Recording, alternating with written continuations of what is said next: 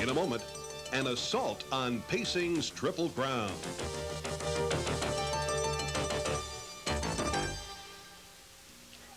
Barberry Spur started 1986 as the horse to beat among 3-year-old colt pacers. He did nothing to dispel that notion in the year's first Triple Crown event, the Cane Pace at historic Yonkers Raceway. Annually, Delaware, Ohio's Little Brown Jug is among the most important races of the year. A crowd estimated at over 45,000, though, saw the County Fair Classic hit by torrential rains. The delay, in fact, might have been a blessing for the strapping bay colt who had raced only 6 days earlier in the matron at Garden State Park. Now he faced all the top 3-year-olds on the same track where he had become a world champion at age 2. And pacing fast out of the gate, Souffle on the outside. Racing up laughs now second. Barberry Spur races third at the rail. Comes right to the outside. Racing fourth at the rail. Amity Chef also goes to the outside. Early battles early on, down the backside. Barberry Spur on the outside. Souffle won't give it up easy. Races second at the rail. In at the rail third. It's last. The quarter in 27-3.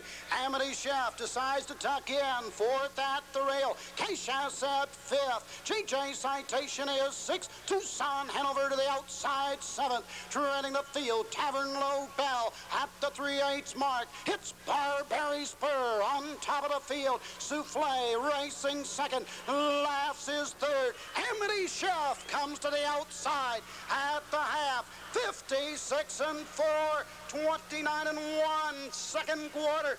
Racing to the backside. K-Chasse moves up on the outside fifth. JJ Citation is sixth. Tucson Hanover to the outside. Trailing the field, Tavern Lobell. 4 in, 4 out. Down the backside they go. Barberry Spur at the rail. Challenging on the outside. Amity Chef now second.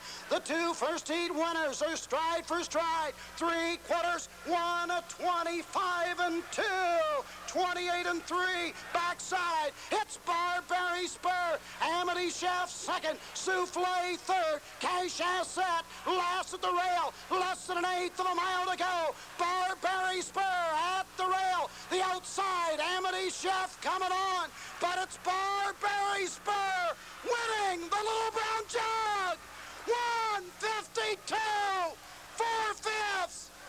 All that separated Barberry Spur from a Triple Crown title was a win in the Messenger at Roosevelt. Only 7 horses have won the Triple Crown since its inception in 1955. Among them was Barberry Spur's sire, Niatross. The all-important draw for post position, however, dealt him a blow, landing him a spot in the second row, a real handicap. Amity Chef, second to the favorite in the jug, put an end to Spur's hopes of winning the rarest of harness racing's feats. 126-3, the third quarter 28-2. Paddock turned the final time. Ombro Emerson with the lead. Robust Hanover second. Barberry Spur. Amity Chef with a long way to go. They've got an eighth of a mile to pace now. They turn for home. Ombro Emerson has the lead. Amity Chef on the far outside. Barberry Spur. Ombro Emerson. Amity Chef on the outside with Barberry Spur. Amity Chef wins the Messenger. Amity Chef's $1.2 million in earnings tabbed him as the most consistent in a wide-open division and clinched the Horse of the Year voting among his peers. Royal Prestige's 1986 campaign was marked by a problem in winning the big one. He didn't win any of the trotting Triple Crown Classics, but did become only the 4th trotter to win over $1 million in a single year. At his best, Royal Prestige was awesome. Here winning a heat of trotting's biggest prize, the Hambletonian. Side and the field turns for home. 3 quarters in 1, 25-3. They're coming into the final 8th, and Royal Prestige is the leader. Holding on, Royal Prestige is there by 2 lengths. Mr. Novak chasing him from the outside. Neville Typhoon is third. Speedy Tamale on the far outside. Bright Light Lobell is coming on late, but it's still Royal Prestige holding on by 2.5 lengths. Bright Light Lobell, here comes the filly after Royal Prestige, but she's run out of ground, and Royal Prestige has won it. In the final, fortune went the way of another, as Nuclear Kosmos, with a brilliant drive by European star Ulf Thoresen, kept Royal Prestige at bay. They're off. Bright Light Lobell is right out after the lead. And toward the inside, Nuclear Kosmos now coming on to grab the lead as they hit the first turn. Bright Light Lobell now racing second. Speedy Tamale is out there third. Shack on the far outside is fourth. And Royal Prestige has come away fifth on the inside. Express Ride parked out sixth. Dance Marathon has come away seventh. Everglade Hanover is now eighth. And next in line, it's Neville Typhoon. Braking going into the turn, Buck Newton, who is now far behind. They race by the quarter in 28 2/5 seconds. Here comes Tommy Houghton with Speedy Tamale. They put a nose in front. Nuclear Kosmos trying to match strides with Speedy Tamale up the backstretch. Speedy Tamale there by a neck. Nuclear Kosmos right there matching strides. Bright Light Lobell is stalking the leaders in third position. On the outside, it's Shack fourth. And Royal Prestige is fifth on the inside, just 4.5 lengths off the lead. Here's the half-mile time, a quick one, 56 1/5 seconds, a very quick pace. Nuclear Kosmos used up to hold on to that lead. Speedy Tamale has dropped back just a bit on the outside, and Bright Light Lobell has had the pocket trip. The filly right there racing in third. Shack on the outside is second over now, and toward the inside, it's Royal Prestige, who will need racing room in the late stages. From the back of the pack, here comes Buddy Gilmore with Neville Typhoon. They are picking horses off one by one as the field turns for home. Express Ride has moved within 4.5 lengths of the lead. 3/4 on the board in 1:26 4. At the top of the stretch, Nuclear Kosmos is still the one to catch. Nuclear Kosmos is holding on to the lead. Shack on the outside. Here's the filly, Bright Light Lobell, and Royal Prestige will make his move late. They're coming to the final 16th. Nuclear Kosmos is game and determined.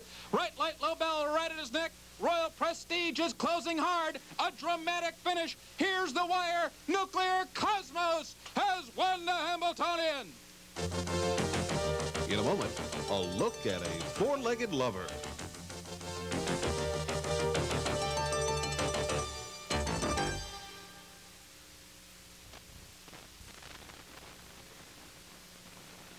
Perhaps the most intriguing story of 1986 was that of Manfred Hanover, who made headlines both on and off the track. The Trotter's fame as a lover came as he split his time between the breeding shed and the track. During the spring breeding season, it was not uncommon for Manfred to be bred to a dozen or more mares by the light of the moon and then loaded onto a van for an overnight drive to the racetrack. That's just what happened before the Coors Memorial at the Red Mile, where Manfred put a 15-race win streak on the line.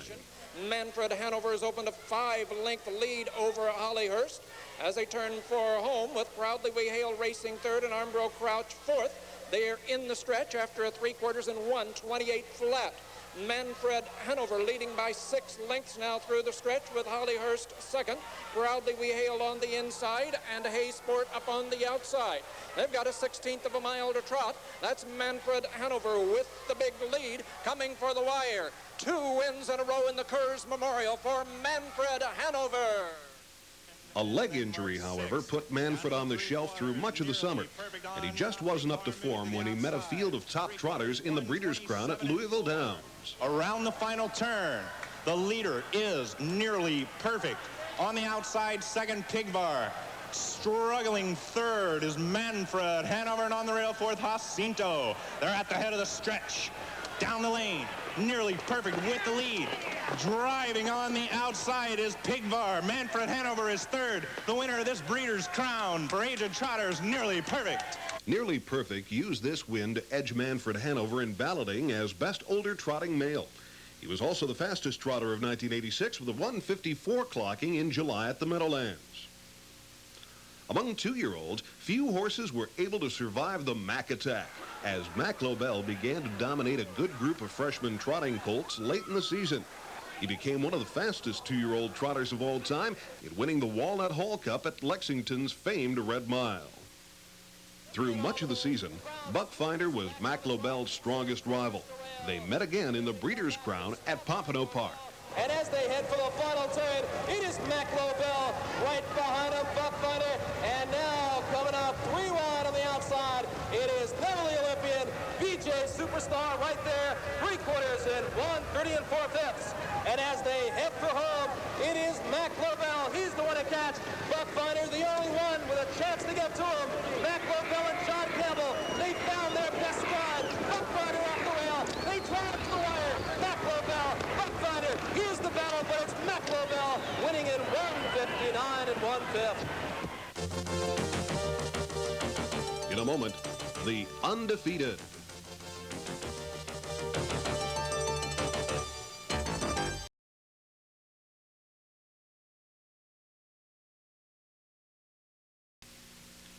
When the top horses go at each other week after week, it's rare to see one go undefeated through an entire campaign.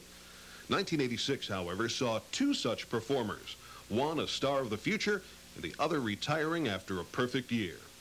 Headlines yet to be made will no doubt carry the name Jate Lobell. The most brilliant son of the new sire No Nukes, Jate burst upon the scene during the western swing of the Grand Circuit.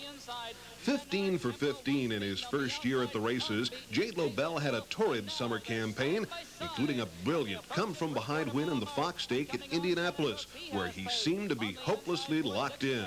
They're past three quarters, and on the outside, Jate Lobell, 1:27 4. He'll pace a big last quarter. He's in the lane. He is drawn free, and Jate Lobell is in command of this Fox Stake. In the lane, Jate by 3. Second man, Art Temple, and now look at him draw away. By 3, by 4, by 5. Jate Lobell is destroying this field. In the Fox Stake, it's all Jate Lobell by 4 lengths. Amazing horses do amazing things. Jate Lobell raised more than one eyebrow when he performed under less than ideal conditions. A gray and rainy day at the Red Mile couldn't put a damper on his brilliant speed. Despite an off track, he became the second fastest 2-year-old pacer of all time. And O'Mara's got the pedal to the metal. They're racing to the 3/4 and your trailer Mike's Masquerade, but Jate Lobell is destroying this field. They went past the 3/4, 1:24 and 2, and Jate's got a shot at it. They turn for home. Jate Lobell on top by 8, 9, now 10 lengths as they come through the stretch. That's Jate Lobell, and he is rolling in high gear despite the off track. Jate Lobell has him by 8, by 9, by 10 lengths, and is going away. Jate Lobell home and going to go a great mile. Jate Lobell is home in 1:53. 1986's biggest headlines of all, though, were written by Forrest Skipper, elected as Harness Horse of the Year. Like Jate Lobell, Forrest Skipper finished the year at 15 of 15, racing coast to coast and setting track record after track record. As the year began, Falcon Sealster delayed his retirement to face the best older pacers. And in the second leg of the U.S. Pacing Championship at the Meadowlands, the two stars scared off the opposition and were the only ones to line up behind the gate. They are noses apart, looking each other right in the eye as they move over to the half mile. The quarter is up in 27-2. A quick half.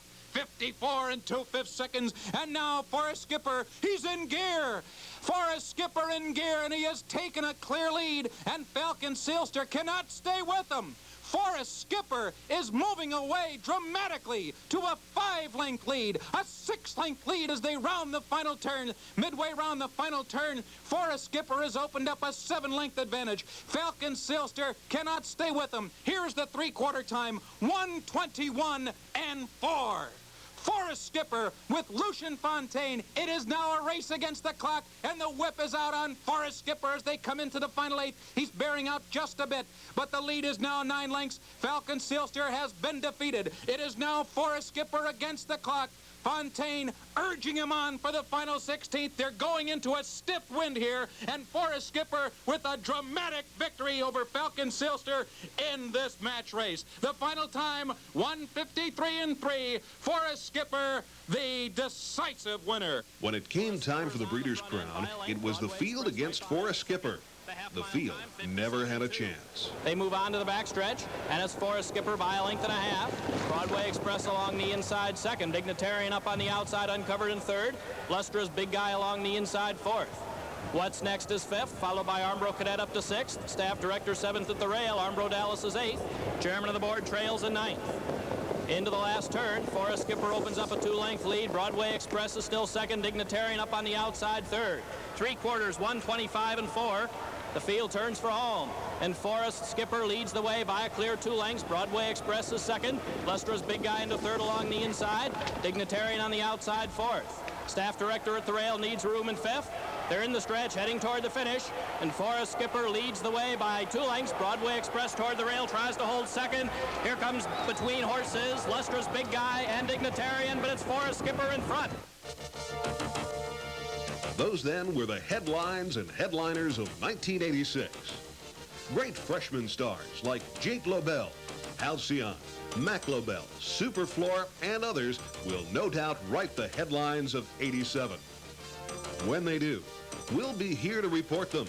And better yet, make sure you're at the races to see them in 87 as they become harness racing's headliners.